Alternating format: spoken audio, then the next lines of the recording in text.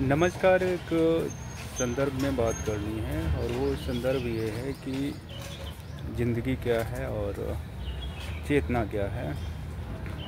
ज़िंदगी को अगर हम देखें तो ज़िंदगी एक विकल्प है। बहुत सारे रास्ते रहते हैं ज़िंदगी में, जिन पर चल के हम अपने ज़िंदगी को ऊंचाइयों पे ले जा सकते हैं या निचाइयों पर भी ले जा सकते हैं, या जहाँ पर हैं वहीं पे स्थिर रह सकते हैं। दूसरा बिंदु आता है चेतना। इनको ले कौन जाता है?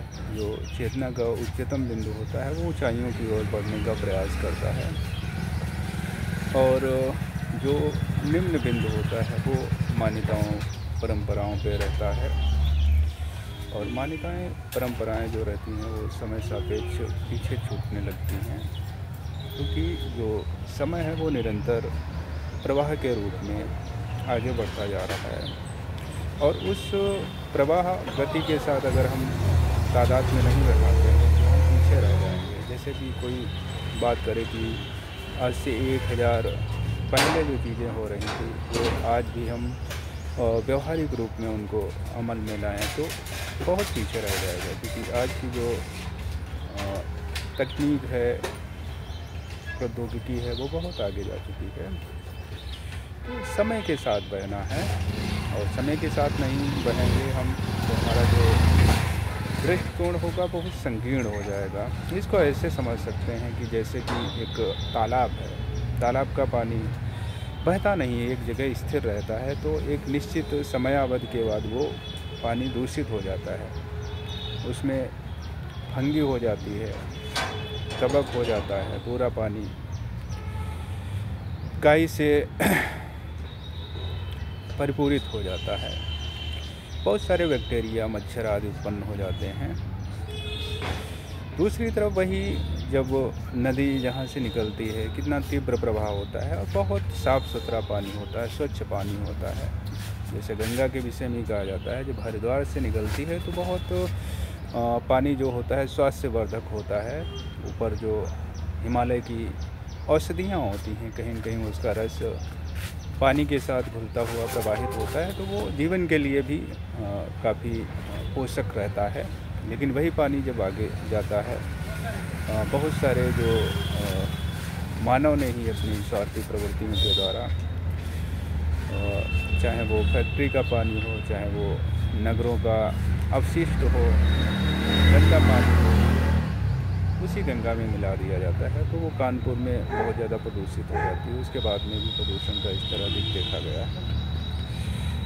तो बहुत सारी चीज़ें प्रकृति हमें स्पष्ट रूप से सिखाती है अपने जीवन को किस तरीके से रहना है। अगर हम स्थिर रहेंगे तो जाहिर सी बात है जो हमारे अंदर निर्मलता होगी वो नहीं रह जाएगी, और उसी के कारण हम बेचैन भी हो सकते हैं, और हमें खिन्नता लग सकती है, और एक अपूर्णता अंदर लग सकती है। तो जीवन को सतत रूप से प्रतिपल चेतना के उच्चतम बिंदु को आत्मसात करते हुए आगे बढ़ाएंगे, और वो आगे बढ़ाना इस प्रकार होना चाहिए कि वो स्वाभाविक चीज़ें होनी चाहिए। ऐसा नहीं कि कहीं से कोई बाहरी चीज़ थोपी जा रही है। बाहरी चीज़ थोपने का मतलब है जैसे तालाब है, तालाब दूसरे पे डिपेंड हो जाता है कि कोई आए उसको पानी जो है पानी का रेचन करे, खराब पानी को निकाले, अच्छा पानी उसमें भरे। तो ऐसा जीवन हमारा नहीं होना चाहिए। कोई आए हमारे अंदर वही हमारी साफ़ सफाई करे, हमारा अपने प्रति कोई दायित्व जिम्मेदारी ना रहे, तो वो सतत प्रवाह नहीं चल पाता है। संयोगवश कोई मिल गया तब तो बहुत अच्छा लगने लगा। मिलने का मतलब यही, मान लीजिए हमारे पास किसी चीज़ की ज़रूरत है और वो हमें मिल जाती है तो हमें लगता है कि सही हो गया, और वो नहीं मिल पाती है तो हमें लगता है कि बहुत परेशानियाँ हैं ज़िंदगी में। तो मिलना और ना मिलना ये क्या होता है, एक धारा के रूप में होता है। तो हमें अपनी जो धारा है उसको स्थिर नहीं करना है। जैसे अगर देखें तो आजकल जो प्रकृतिगत समस्याएं उत्पन्न हो रही हैं वो कहीं न कहीं मानव ने अपने आप ही चुनी है, बुनी है। जैसे कि मान लीजिए कोई नदी बहुत अच्छे से प्रवाहित हो रही है और उसके आसपास का वातावरण सब अच्छा है और समस्या नहीं है। वहीं मान लीजिए हमने अपनी जो कुछ आवश्यकताएं हैं, वो चाहे बिजलीगत ले लीजिए या अन्य चीज़ें हैं, उसके कारण हमने धारा को अवरुद्ध कर दिया और बड़े बड़े डैम बना दिए। तो डैम बनाने का हो सकता है छोटा सा लाभ हो, लेकिन जहाँ पे फिर आगे गाद जमा हो जाती है और अन्य चीज़ें वहाँ पे जो प्रकृति की दोहित की जाती हैं, तो उनसे जो नुकसान होता है वो फ़ायदे की तुलना में कहीं अधिक व्यापक स्तर पे हो जाता है। तो समझने की कोशिश ये होनी चाहिए कि वास्तव में दिक्कत कहाँ से आ रही है, और उस बिंदु को पकड़े बिना समाधान नहीं होने वाला है। वो कहीं न कहीं दूसरे रूप में प्रकट हो जाएगा। हम सोचेंगे कि इस रूप को हमने सही कर दिया, लेकिन वो दूसरे रूप में प्रकट होता रहेगा। जैसे कि आज का जलवायु परिवर्तन है, हम सोचते हैं कि हमने बहुत ज़्यादा अपने जीवन को सहज बना लिया है, लेकिन जो समस्याएं हैं वो नवीन रूप में आती हैं। कई बड़ी बड़ी महामारियां आ जाती हैं और कैंसर के कई रूप विकसित लगातार होते जा रहे हैं, और लगातार कुछ ना कुछ नवीन समस्याएं भी दृष्टिगोचर होती रहती हैं। मूल समस्या क्या है कि अगर बोध का स्तर है तो सारी चीज़ें अपने आप सहज रूप से होती रहती हैं। बोध का मतलब कवि साहब का ही एक प्यारा सा दोहा है कि बहता पानी निर्मला बंधे सुगंधा होए, साधु जन रमता भला दाग न लागे कोई। बात हम कर ही चुके हैं कि तालाब का पानी इसीलिए गंदा हो जाता है क्योंकि वो बंधा होता है। सागर का पानी, नदी का पानी इसीलिए निर्मल स्वच्छ रहता है क्योंकि वो बहता रहता है, रुकता नहीं है। हमारा जीवन यदि ज्ञान के क्षेत्र में, बोध के क्षेत्र में, जीवन के जो बहुआयामी क्षेत्र हैं, सभी क्षेत्रों में निरंतर प्रवाह के रूप में बढ़ता रहेगा, तो जो संकीर्णता होगी, जो सीमितता होगी और उससे जो दुख उत्पन्न हो रहा होगा, वो हमारे जीवन को प्रभावित नहीं करेंगे। तो हमने बात स्टार्ट की थी कि जीवन बहुत सारे विकल्पों का संयोजन है और उससे हमें चुनाव करना है अपनी चेतना के बिंदु से। और चेतना के बिंदु से हम कैसे चुनाव कर सकते हैं, पहले ये चीज़ निर्धारित होनी चाहिए कि हमें जीवन में संग्रहित यानी स्वार्थ के दृष्टिकोण को चेतना पे नहीं थोपना है।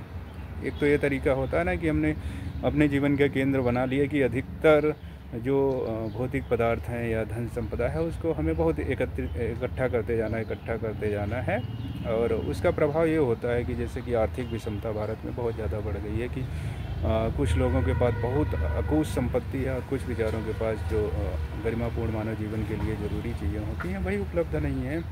तो इसीलिए बहुत पहले ही ज्ञानी जन ने अपरिग्रह का सूत्र दे दिया था। महात्मा गांधी जी ने ट्रस्टीशिप का सिद्धांत दे दिया। स्वामी विवेकानंद जी ने सामाजिक अध्यात्मवाद का सिद्धांत दिया, ताकि हम समझ सकें कि वास्तव में जीवन का मूल ध्येय क्या है, कि हम बहुत अच्छे से आनंद के साथ जीवन जी सकें। और आनंद कहीं बाहर नहीं होता, आनंद हमारे अंतःकरण में ही छुपा हुआ है और हम अपनी कामनाओं के द्वारा उसे ढक देते हैं, इसलिए वो दिखाई नहीं पड़ता है और हम बाहर उसकी तलाश करते रहते हैं। जैसे कहा गया है कि जैसे मृगा नाभि कस्तूरी बन बन फिरत उदासी, उसके नाभि में ही कस्तूरी विराजमान होती है, लेकिन वो गंध के प्रभाव में बाहर भटकती रहती है। वो भटकते भटकते एक दिन वो मर जाती है, लेकिन जिसकी चाह होती है वो प्राप्त नहीं होती है, क्योंकि वो उसके अंदर ही था, उसने कभी अपने अंदर झांक के नहीं देखा। ऐसे ही जिस आनंद की खोज की, संतुष्टि की, चैन पाने की हमें तलाश रहती है और हम बाहर भटकते रहते हैं और मिलता कुछ नहीं है। इसी को कवि साहब ने भी कहा है कि बालपन खेल गवायो, जवान भयो नारी वस्कारे, वृद्ध भयो तन कांपन लागो, खाट पर जाए न खसकारे।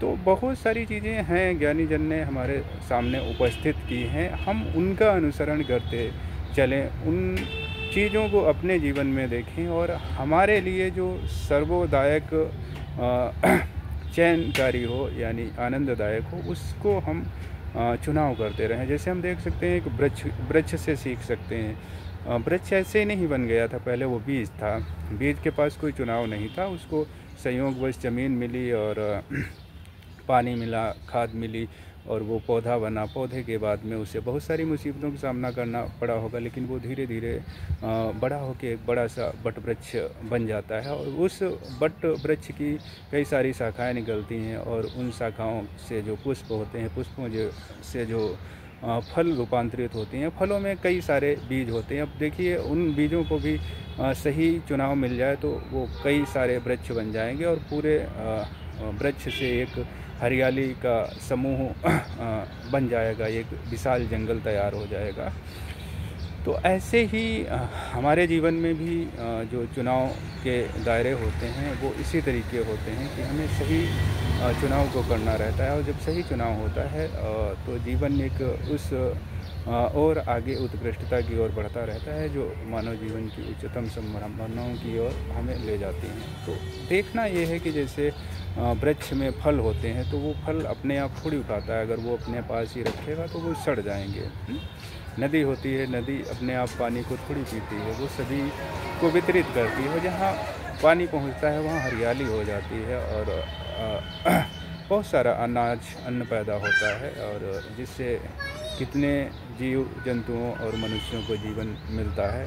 तो ऐसे ही हमारे जीवन में अगर हमारे पास ज्ञान है, बोध है, और धन संपदा है, या जो भी संसाधन है मिले तो हमें प्रकृति से ही है, हमारा शरीर भी प्रकृति से मिला है, सारी चीज़ें प्रकृति से मिली हैं, तो उनका हमें उसी अनुरूप जो हमारे जीवन के लिए सहज आनंदमय जीवन के लिए ज़रूरी है उतना हम उपयोग करें, और फिर अन्य चीज़ें जो जहाँ ज़रूरी हैं उनको हम वितरित करते रहें। कबीर साहब ने कहा भी है कि पाया है तो दे ले प्यारे, पाए पाए फिर खोना क्या। तो जब तक हम जीवन को समझेंगे नहीं, जानेंगे नहीं, और सोचेंगे कि छोटी छोटी चीज़ें उनको हम संग्रहित करके अपने परम उद्देश्य को, जीवन को प्राप्त कर पाएंगे, तो वो संभव नहीं है। कबीर साहब का एक प्यारा सा दोहा है कि हेरत हेरत हे सखी रहा कबीर हेराए, हेरत हेरत हे सखी रहा कबीर हेराए, बूंद समानी समुद्र में अब कित हेरत जाए। जब तक हम बूंद रूप में, बूंद का अर्थ यही है कि हम अपने आप को सीमित दायरे में बांधे रखेंगे, तब तक भटकना रहेगा, भटकते रहेंगे और कुछ मिलेगा नहीं। और जैसे ही हम पहुंच जाएंगे उस परम के सानिध्य में, यानी सागर के सानिध्य में, तो परम जीवन का जो सूत्र है वो हमें प्राप्त हो जाएगा, और वही जीवन की सार्थकता का आधार भी है। तो धन्यवाद, नमस्कार।